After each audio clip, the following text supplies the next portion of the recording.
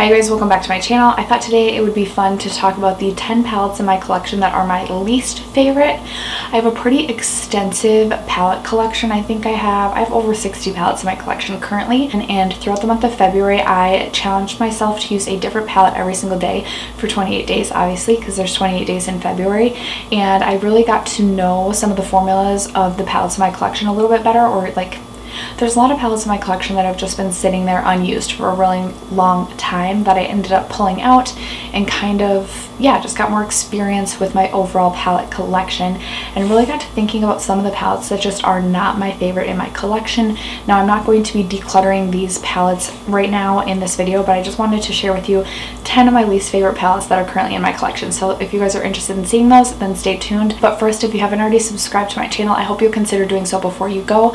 I post videos every single Monday, Tuesday, Thursday, and Friday, and without further ado, let's get into the video. Ignore my glasses. I know that they're huge for my face. They're actually blue light glasses. They're not even like prescription, but I'm not really digging my eyeshadow look today, and I don't know, I just have a headache, and these help if I feel a headache coming on. I've been watching a lot of TV, shame on me this weekend, but I have a sick toddler right now, so we've just been curled up on the couch all weekend watching TV, and I need my blue light glasses. Anyway, like I said in the introduction, these are the 10 palettes in my collection that are currently my least favorite. I'm not going to share them in any particular order. Like, it's not like I'm going to be like, I hate this one more than this one, or I dislike this one more than this one. I just have the 10 sitting out in front of me to share with you. So, jumping right into it, first and foremost, I have 2 of Jaclyn Hill's palettes from her Ringly Alarm collection, and these are definitely not favorites in my collection. I have the Bling Boss palette, which is the more purpley red toned palette, and then I also have the Dark Magic palette, and both of these are just like a little bit difficult to work with. I don't find the shadow formula to be that easy to work with. The mattes are hard to blend, I find, and then the shimmers just take a lot of building up. They're super firmly pressed, and I don't find them to be that easy to work with. I know that there was a lot of scandal surrounding these palettes when they released, and I actually, so when I originally saw Jaclyn announce this collection, I was like, yep, I'm gonna pick up the whole collection. You know, I've been watching Jaclyn Hill since like the beginning of when I started watching YouTube videos, and I really wanted to support. I wanted to get her entire collection. And then when there was all the scandal and all the controversy, I really started to look at the palettes and was like, I really don't need to add these to my collection. And then I was in Ulta shopping one day, and my Ulta had the entire collection, and I was like, you know what? I'm just gonna buy 2 of them. So I purchased Dark Magic and Bling Boss, and neither of them are favorites. I haven't played with them a ton, I think, because I find the formula to be more difficult to work with. So it's not like I plan to declutter them anytime soon. I don't know when I'll be doing my next palette declutter, but these are definitely not favorites in my collection. Okay, I realized I didn't have any lipstick on, so I wanted to toss some color on my lips. If you notice me like turning my head a little bit, it's because my ring light is getting caught in my glasses, so sorry that I'm like.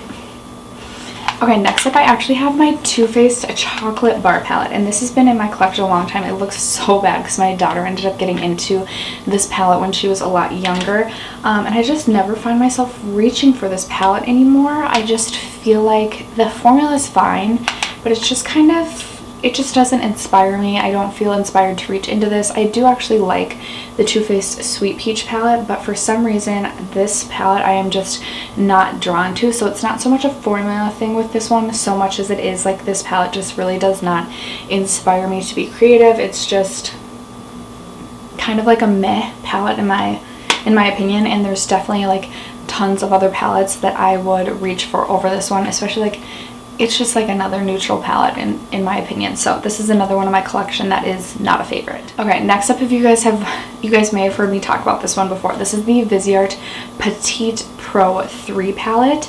This is what it looks like. So this retails for $30. You get 8 different shades, but they're pretty tiny. And I just don't like the formula of either the mattes or the shimmers on this. The mattes are super not hard to work with. They just take a ton of building up.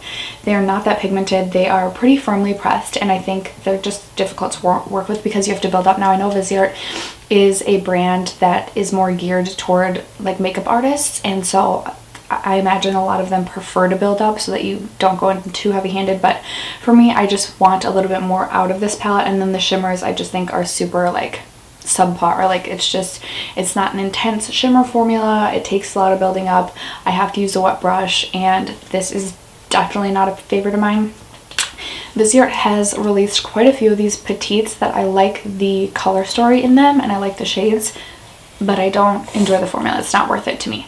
Another very expensive palette, I have the Natasha Denona Safari palette, and I actually meant to return this palette, but didn't get around to returning it in time.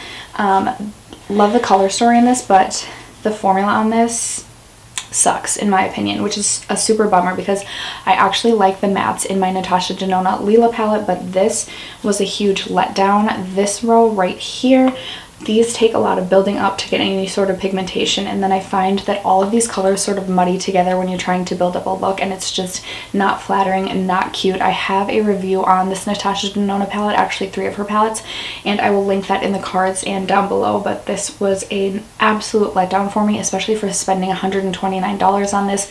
Now I do want to give this another chance now that it is stuck in my makeup collection, unless I were to try to declutter or sell this.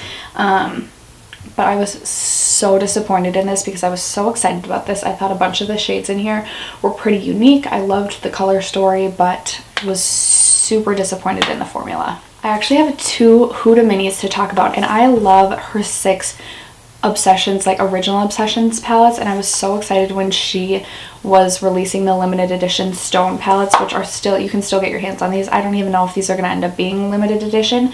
I have the amethyst and the emerald, and I just find the formula in this to not be consistent with her original 6 Obsessions palettes. Part of that could be because these are colorful pigmented shadows, but for example in this one, this bottom shade is super chunky. It crumbles and falls out. I don't find the mattes to be that easy to work with. I find them harder to blend, and I get that they're colorful shades, but I was just super let down by this because I was so excited because I love the Huda Obsessions so much. This is another pretty chunky shade, and then like these 2 shades I don't have a use for in my collection, so this is definitely not a favorite in my collection. And then even more so, I have the emerald one. Now this shade, super chunky, super hard to work with, glittery, glitter fallout. I haven't even played with these 2 shades. I just don't see myself ever really reaching for those. I actually do really like this olive tone color, and I do really like this like deep green matte shade. But again, the formula is just inconsistent and just not a favorite. Next up, I have another limited edition. This is the Marc Jacobs holiday release from not 2018 but 2017. I was so excited to get my hands on this. This was a bit of a last minute purchase decision, and I gotta say I was just bummed and let down by the formula. I think the mattes muddy together, which was a bummer. They blend really easily and they're buttery and soft, but they muddy together, which is a super bummer. I actually do like the shimmers. I really like these shimmers right up here, so I really do enjoy the shimmer formula, but this is a bigger palette, bulkier packaging, harder to store. I feel like part of me has like buyer's remorse over it, which is probably another reason this just isn't a favorite.